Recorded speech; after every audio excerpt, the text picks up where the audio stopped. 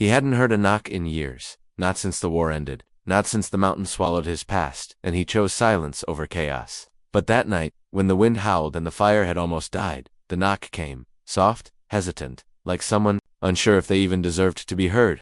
He froze. No one came up this high, not unless they were lost or hunted. Slowly, he stood, his bones creaking from years of solitude, and approached the door. Another knock, barely louder than the wind. He opened it, and there she stood, a girl barefoot, dust on her face, eyes wide with fear, her dress torn. She looked no older than 20. He said nothing. She looked over her shoulder, then at him. Her lips moved, but no sound came out. Only her trembling hand reached forward, gripping the edge of his coat. "Please," she whispered, "they're coming. Don't let them find me." Her voice cracked, and then she collapsed. He caught her before she hit the floor. She was burning with fever. He carried her inside, gently placing her on the cot near the fire. He wrapped her in blankets, placed a damp cloth on her head, and waited. He didn't ask questions. Questions came later. In the mountains, survival came first. Hours passed. She slept, occasionally mumbling in her sleep names, numbers, cries for help. He fed her warm broth when she stirred. Still she said nothing more. Not that night. He noticed the bruises on her arms, the dried blood near her temple, and a strange burn mark on her wrist. It was shaped like a crown, but not from any land he knew. He stared at it long after she'd fallen back asleep. That mark meant something. She wasn't just a lost girl. She was running from something bigger than either of them. He didn't sleep that night. Instead, he sat near the window, his old rifle across his lap, eyes fixed on the woods. Years ago, he might have left her out there. Years ago, before he lost everything, he might have closed the door. But now something about her shook the dust off a part of him he thought was dead. At dawn, she stirred again. He handed her water. She drank, then looked at him with grateful, terrified eyes. "What's your name?" he asked. She hesitated. "Lena," she said softly. "I'm sorry to come here. I had no one else." "Who's after you?" he asked. She looked down. "They'll kill you too if they know you helped me." He didn't blink. Let them try. She looked at him differently then, like no one had ever said that to her before, like no one had ever meant it. He stood and went outside to chop wood, but he kept watching the trees. Every snap of a twig made his hands tighten around the axe. Inside, Lena slept again, but she clutched something tightly in her hand, a rolled piece of paper, sealed in red wax. He didn't touch it. Whatever it wasn't his to open, not yet. That night, as he sat by the fire, she spoke again. "Why are you alone?" she asked. He didn't answer. Not for a long time. "Because the world took everything," he finally said. She nodded like she understood, and maybe she did. She unwrapped her hand slowly, revealing the sealed paper.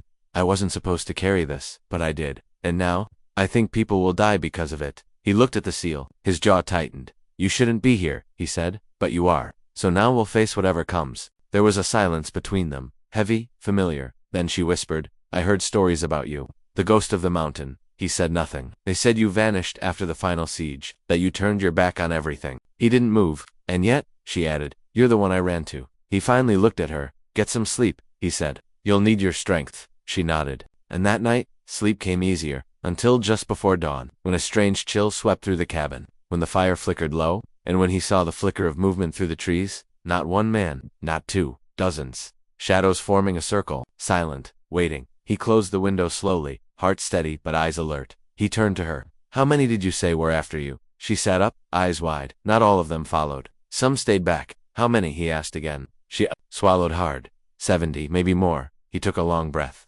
"They're here." She clutched the blanket.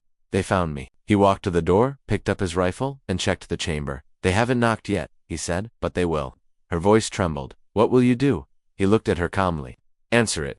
Then the knock came again, not soft, not hesitant. A heavy, commanding thud that echoed like a warning. He opened the door, and the trees beyond were full of warriors, silent, armored, waiting for the sun to rise. The air outside was thick, not just with cold, but with tension.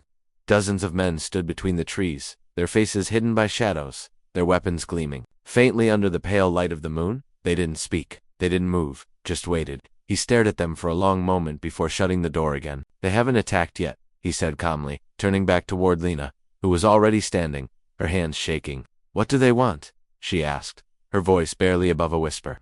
"You," he said, "or what you're carrying." Her eyes dropped to the sealed message still clutched in her hand. "It's a message meant for the king," she said quietly. "I wasn't supposed to have it. I just ran when they killed the messenger. I didn't even know where to go until someone said your name. They said you once served under the old banner. That you fought against the Crimson General? That you knew how to survive?" He didn't respond. He simply walked toward the back of the cabin, pushed aside a loose plank, and lifted out a leather pouch wrapped in cloth. Inside were a compass, a faded map, and a dagger. He stared at the items for a moment, memories flooding his mind. Then, he turned to her. "Tell me what's in the message." She shook her head. "I don't know.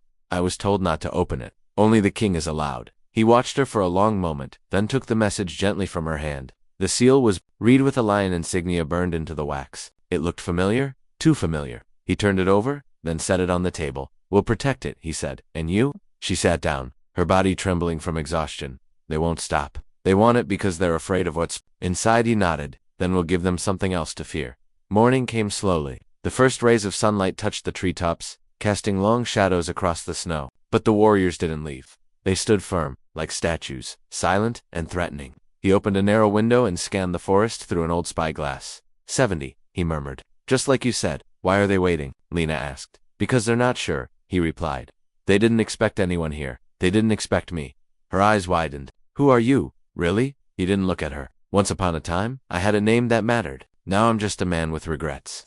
Later that day, they heard movement. One rider broke from the line and approached the cabin slowly. He carried a white cloth tied to his spear, a sign of parley. The man opened the door before the rider could reach it and stepped out. "I'm listening," he said firmly. The rider stopped a few paces away. "You are harboring a fugitive," the man said coldly. "She carries what doesn't belong to her." "And who do you belong to?" he asked, voice low. "General Dareth," the rider replied proudly. "He offers you mercy. Give the girl to us, and you walk away." "I've already walked away from everything," the man said. "I'm not giving her to anyone." The rider leaned forward slightly. "You will regret this. No one defies the Crimson General and lives." The man smiled faintly. "Then tell him I look forward to meeting him again." The rider scowled, turned his horse, and rode back into the trees. He returned inside, where Lena stood waiting. "What did he say?" she asked. "They offered mercy," he replied. "I declined." Her eyes welled with tears. "I'm sorry. I didn't mean to bring this on you." "Stop apologizing," he said. "You didn't choose this. They did. Now, we choose what comes next." That evening, as the wind grew colder and darkness crept back over the land, he began to prepare. He boarded the windows. He set traps beyond the tree line. He sharpened every blade he had. Lena watched him silently, then finally asked, "How many have you killed?" He didn't answer right away. Enough to lose count, not enough to forget their faces. She stepped closer. "I don't want anyone to die because of me." "Then live," he said quietly. "Live long enough to deliver that message. That's how you repay the dead." She stood still, breathing hard, then whispered, "They killed my sister. She was supposed to deliver it. I wasn't even brave. I just ran." "You didn't run," he replied. "You survived. That takes more strength than you know." Night fell again, and the fire crackled between them. She stared at the flames while he cleaned the old rifle. "Do you think your old comrades would come if you called?" she asked. "Maybe," he said. "Most are gone, dead or scattered. Some might still remember. Would they fight? If they remember why we once fought? Maybe." Just past midnight, they heard something again. Not a knock, not footsteps. A voice, soft, hoarse, calling from the edge of the forest. "Elias," it said. Lena froze. "Is that your name?" He stood slowly, his hand tightening around the rifle. No one's spoken that name in years. He walked to the door and opened it. A lone figure limped toward the house. An old man, armor rusted, beard long, eyes full of pain and recognition. "You sent the signal," the man said, "and I came." "Doran," Elias breathed. The morning was bitter cold, but Lena's hands were warm as they gripped the edge of the table. Elias stood beside her, unfolding an old map he hadn't touched in years. Doran sat nearby, nursing a deep wound on his leg, but his eyes never left the seal on the message. "That's the royal crest," Doran said quietly. "It hasn't been seen since the uprising. You know what this means, Elias?" Elias gave a faint nod. "It means this girl isn't just carrying a letter. She's carrying the truth." Lena looked up, confused. "What truth?" Elias hesitated. "Years ago, the Crimson General declared himself the rightful ruler, said the royal family was gone, burned their palace, destroyed every symbol of their bloodline." He looked at the sealed message. "If what you carry proves otherwise, it means someone survived." Doran leaned forward, voice low. "And if that message reaches the right hands, it could bring the rebellion back." Lena clutched the paper tighter. "My sister said it had to reach the king, that he's still alive hidden somewhere in the west." Elias's jaw tensed. "Then, that's where we go." "But how?" Lena asked. 70 of them are outside. We can't even leave the woods." Doran grinned faintly.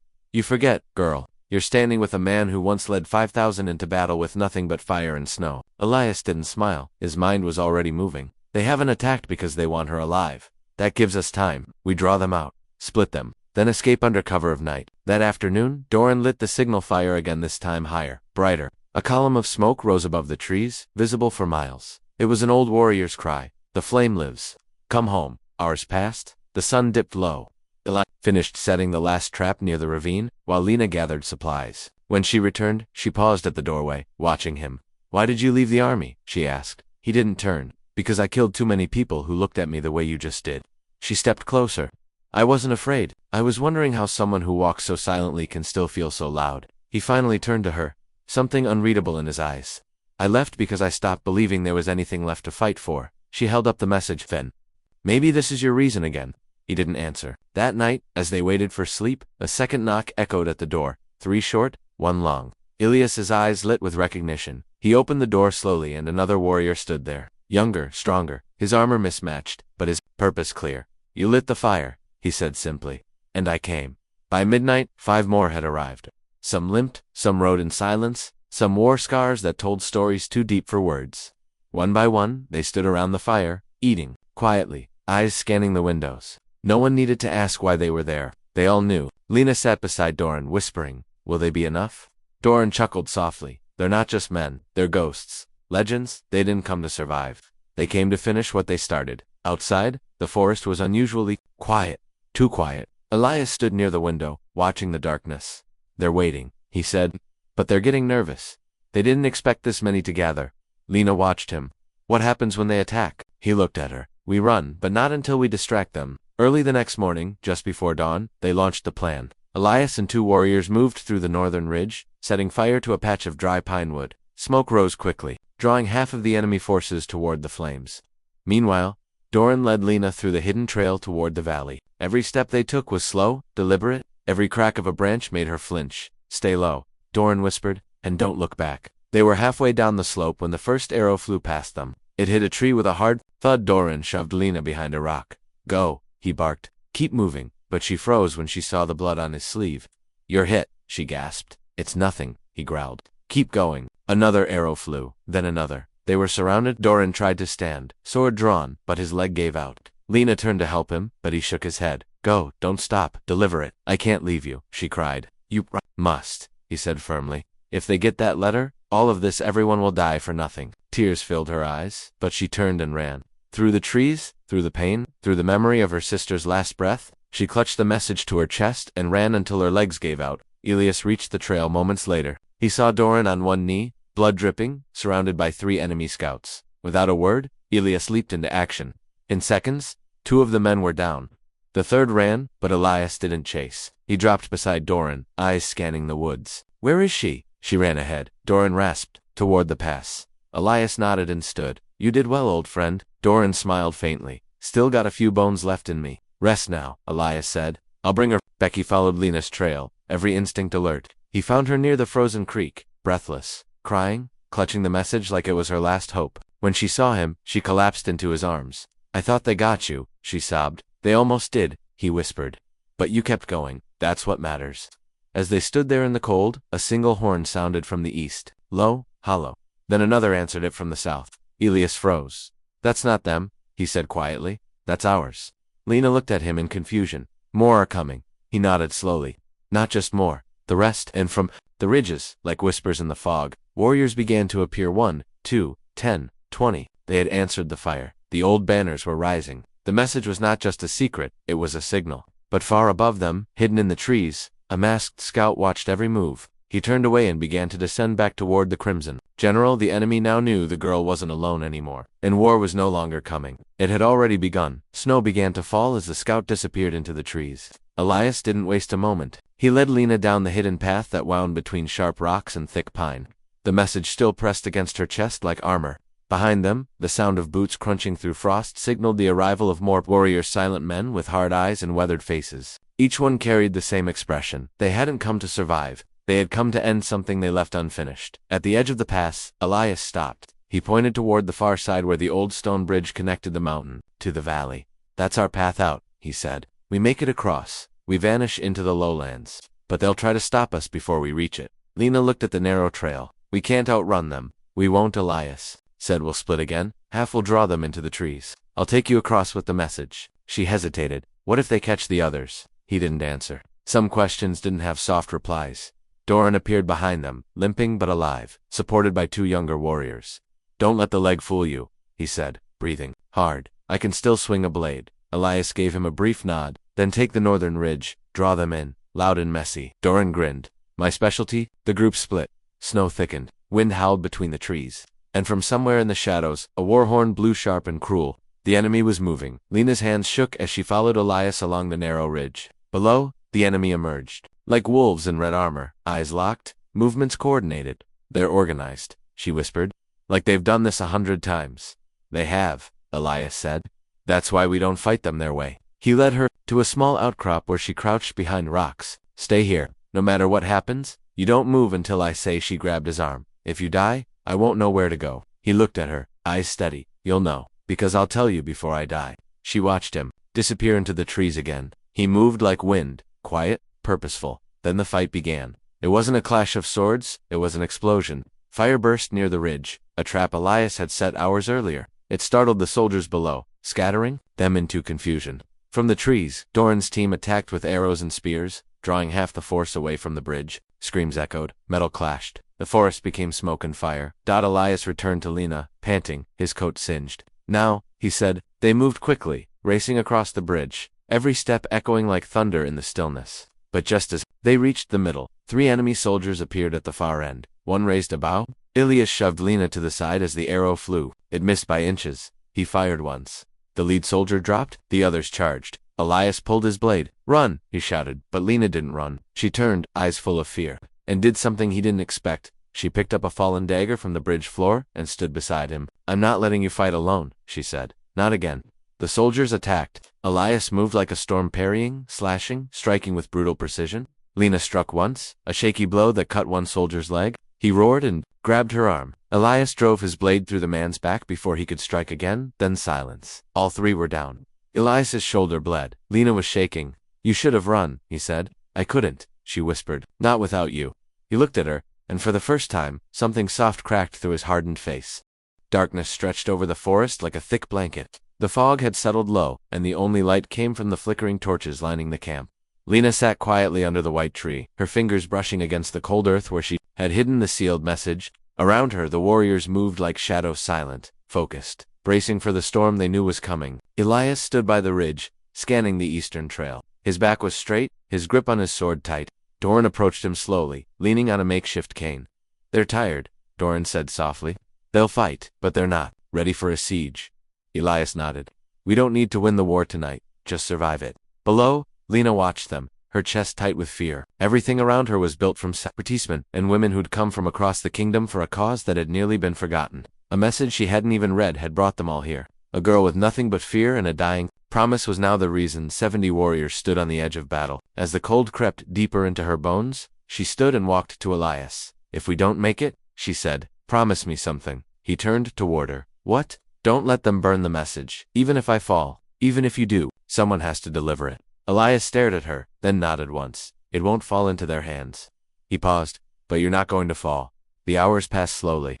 The warriors gathered in a circle near the central fire. Some tied cloth around their wrists in silence, others murmured old battle songs. Elias stood before them, the flames reflecting in his eyes. "They'll come before dawn," he said. "They outnumber us, but they don't outmatch us. We've fought too long, lost too much, to be afraid now." The group stood taller. He looked at each face. "Tonight, we don't fight for the crown. We don't fight for gold. We fight for truth, for the right to stand, and for her." Lena's eyes filled with tears when they turned to look at her, not with pity, but with something stronger, belief. Then the silence shattered. A low horn blew from the eastern trail. Then another, then drums. Steady, menacing, the sound of boots. Torches glowing in the distance. The Crimson General had arrived. Elias gave a short nod. The warriors spread out, taking positions behind stones, trees, and makeshift barriers. Lena crouched behind the white tree, clutching the dirt above the buried message, as if her touch could protect it. The forest began to tremble with the sound of marching feet. Then, from the fog, red armor appeared one line, then another. Soldiers fanned out like a flood, surrounding the ridge. At their center stood the general himself, tall, unmoving, his eyes locked on Elias from across the distance. "No speech," Doran muttered. "No demands." Elias shook his head. "He's not here to talk." And then chaos. The enemy rushed forward, arrows flew like lightning. Elias shouted, and his side responded with fire and fury. The traps, triggered explosions of dust and flame that sent soldiers flying backward. Screams echoed through the trees. Swords clashed. Bodies fell. Blood painted the snow. Lena wanted to look away, but she couldn't. She saw Elias moving like a ghost through the battle, faster than anyone, striking with terrifying precision. She saw Doran fighting beside him, wounded but unyielding. She saw warriors falling, but others rising to replace them, and still, they came. More red soldiers pushing forward. Suddenly, 3 enemies broke past the outer line, running toward the white tree, toward her. She froze. Her fingers dug into the earth above the message, and her heart stopped. One of the soldiers raised his blade, eyes wild. Then he dropped, a spear through his chest. The second soldier lunged only to be tackled by a woman warrior with braids and fury in her scream. The third soldier reached for Lena's arm, grabbing her wrist. Lena screamed, and from the shadows, Elias appeared. He drove his blade into the man's back, pulling her away in one swift move. "I told you to stay hidden," he barked. "They found me," she gasped. "I couldn't move." Elias scanned the area. "They're getting desperate," he said. "They want the message before the others arrive." "Others?" Lena asked. "More are coming." He gave her a look. "If we hold just a little longer." But time was running out. Their lines were thinning. Doran had fallen, wounded again. Elias was limping now, bleeding from a cut across his ribs. And still, the Crimson General hadn't moved. He stood at the rear, watching, calculating. Lena helped Elias back to the center. "We can't keep this up," she said. "We're going to lose." "No," Elias whispered. "We just need one moment, one chance." Then, from the ridge behind them, a new horn blew. Lena turned, confused. And then she saw them riders. Dozens of them, cloaked in black and silver. The Western tribes, the king's secret guard. She recognized their banners from the stories her sister used to tell. They rode in like thunder. They tore through the enemy from the rear, scattering the red soldiers like leaves. The Crimson General finally stepped forward, drawing his massive blade. Elias met his eyes. "This ends now," Elias growled. He limped forward, ignoring the pain, facing the man who had destroyed everything. The general said nothing. He simply swung. Their swords clashed with brutal force. Sparks flew. They moved like titans. Every strike felt final. Lena watched, breath caught in her throat. The battle around them faded. All that mattered was this Elias and the Crimson General. A final blow. Elias staggered. The general raised his sword, but Elias dropped to one knee, pulled a dagger from his boot, and drove it into the general's leg. The man roared, stumbling. Elias stood, used the last of his strength, and plunged his blade into the general's chest. Silence. The Red Army froze. Their leader collapsed. The battle was over. Elias fell to his knees, breathing hard. Lena ran to him, catching him before he hit the ground. "You did it," she whispered. "You stopped him." He looked up at her, blood on his lips. "No," he said. "We did." And as the sun rose behind them, golden and warm, more riders poured into the forest. 50, 60, 70. They had made it. The message had survived, and with it, hope was reborn.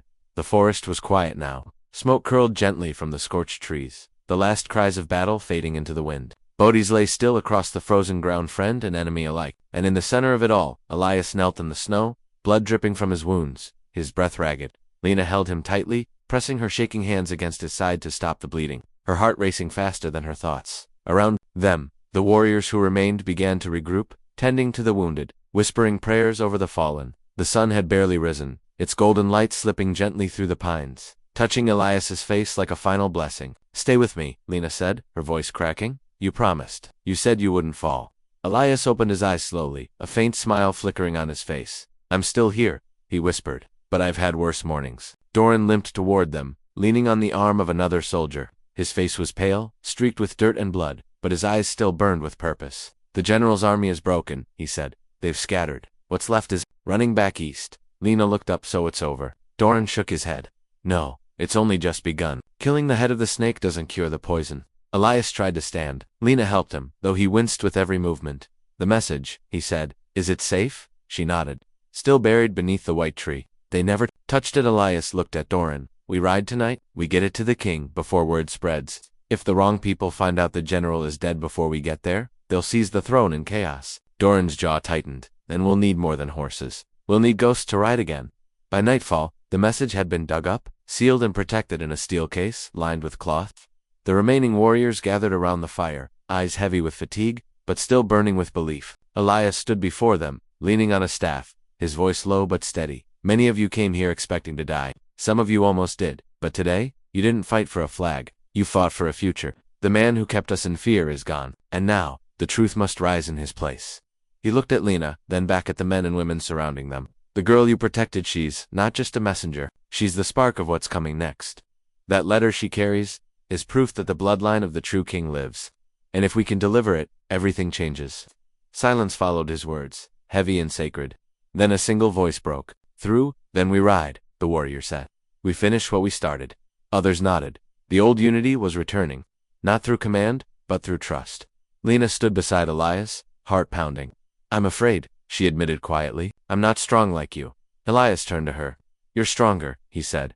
"You kept going when everyone told you to give up. You held the message when even warriors couldn't. You never needed to swing a sword to matter. You mattered the moment you refused to run." She looked down at her hands. They were bruised, cut, dirt under her nails, but for the first time, they didn't look small. They looked capable. They rode under cover of darkness. Elias, Lena, Doran, and a small group of elite riders. The rest stayed behind to guard the ridge and tend to the wounded. The journey was cold and silent. Every rustle of branches made them reach for weapons. Every distant howl stirred old fear, but they pressed on. On the third night they reached the edge of the Riverlands, a place known for betrayal. The bells of Ethanmore echoed through the cliffs like a forgotten melody, each toll shaking the frost from ancient stones. The sound hadn't been heard in years, not since the palace gates were sealed, not since the old banners were torn down, and the world believed the royal line had ended. Now, as the echoes faded into the valley below, Lena stood in silence, her breath clouding in the cold air, heart pounding like a drum in her chest. The man before her, Eldon the king, in hiding, held the opened letter with trembling hands. His face, though lined with grief and time, radiated a strength that had not been lost, only buried. He looked at Lena like she was something sacred. "You came through fire and blood to bring me this," he said. "You risked everything." She tried to speak, but could only manage a whisper. "I didn't even know what I was carrying." "And yet you carried it," he replied. "When soldiers failed, when warriors fell, it was you who delivered hope." Behind her, Elias stood silent. His wounds were wrapped tight, but his soul bled more than his body. His eyes were on the king, but his thoughts were elsewhere, on those who didn't make it. On the one still holding the ridge, and on the ghost of the man he used to be. Eldon's gaze shifted to him. "Elias Rook," he said. "The blade of the Western Front?" "The general," they said, "vanished." "I didn't vanish," Elias said quietly. "I hid. You survived," Eldon corrected. "And you returned when it mattered most." Lena stepped aside as the king approached Elias. "You saved my bloodline," he said. "I owe you more than I can name." Elias shook his head. "Don't honor me. Honor the ones who fell." The king bowed his head. "And I will." He turned back toward the gate. "Come, the court will want to see the proof with their own eyes." Inside the stone halls of Ethanmore, the light flickered against tapestries long covered. Nobles, the counselors, the scholars all gathered around as the king read the message aloud. It was written by his daughter, the lost princess, who had survived the ambush that claimed the rest of her family. She had hidden for years, gathering names, plans, and allies. The message named generals loyal to the crown, detailed the Crimson General's secret rise, and confirmed what many had only dared to hope: the bloodline had not been broken. And at the bottom, scrawled in trembling ink, was one final sentence: "If this reaches you, it means I did not."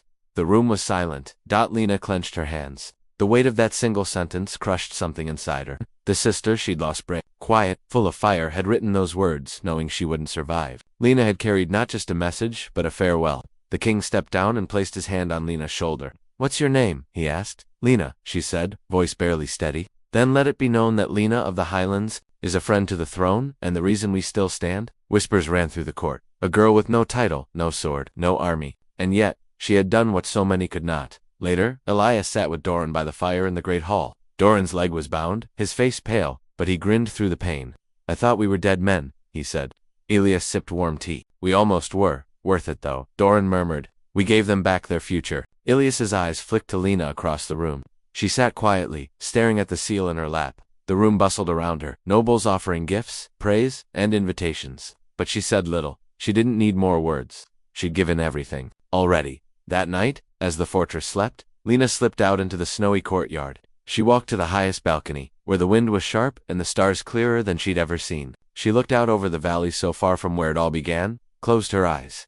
"You should rest," Elias said from behind her. She didn't turn.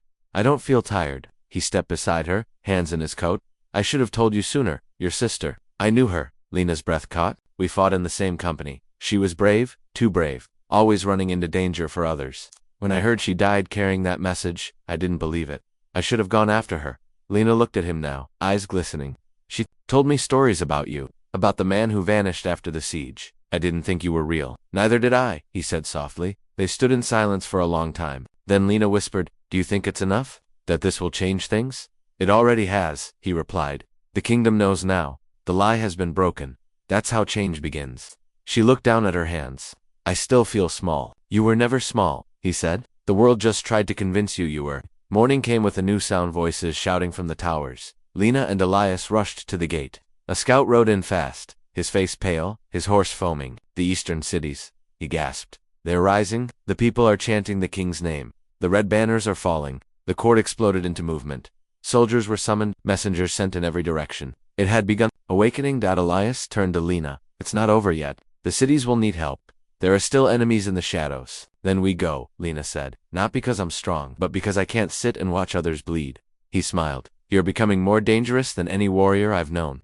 She smiled back, the first real smile in days. And in that moment, with the wind rising, the bells ringing, and a kingdom finally stirring from silence, Lena understood the truth. She had never been meant to stay hidden in the shadows. She had never been just the girl at the door. Snow fell gently as the banners of blue and silver waved high across the eastern hills. Villages that had once hung red cloths in fear now stripped them down, replacing them with signs of the old kingdom. The people no longer whispered in shadows, they shouted in the streets.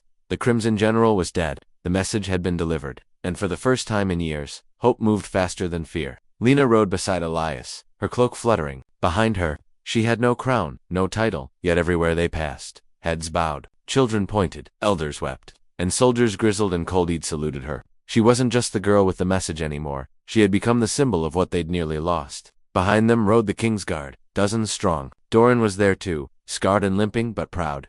Didn't think I'd see this again, he muttered, squinting at the sunrise. People cheering instead of running. Feels strange. Elias smirked. It won't last unless we finish what we started. Lena looked at him. Then we go to the capital. He nodded. That's where the council hides. The last of the Crimson Loyalists. If we take that city, it's over. But Lena's chest tightened. And if they resist, they will, Elias said. But the people are rising. And when truth walks in, even the loudest liars fall silent. They reached the outer wall of Addermont by dusk.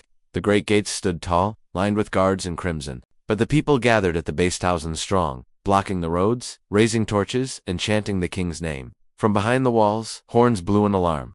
The city knew what was coming. A choice. Elias turned to the small group of warriors behind him.